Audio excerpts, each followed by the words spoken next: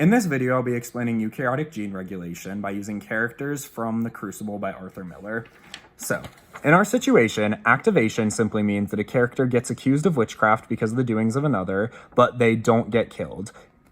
Repression means that the character gets accused of witchcraft and does get tried and sentenced and killed.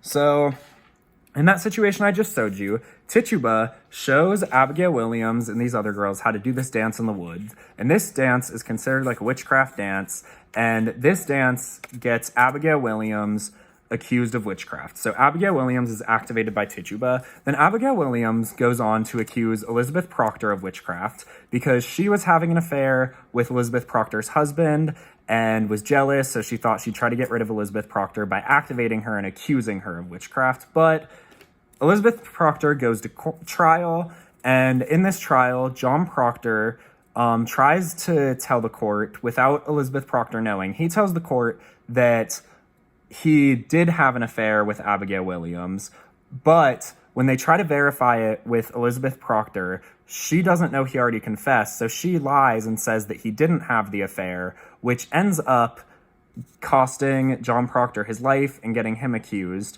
And he ends up getting accused and actually dying, which means he got repressed and hung in the gallows. So, in a situation where no Tituba gene exists, then Abigail Williams would never be accused of witchcraft.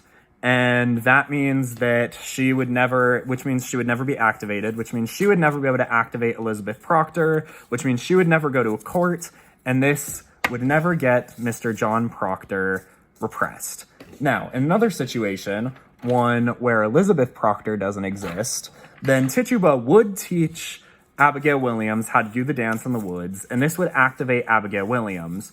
But Abigail Williams would never really need to go on accusing people or activating anybody else, so John Proctor just goes on and lives his life like normal without a wife, because he never had one because she didn't exist.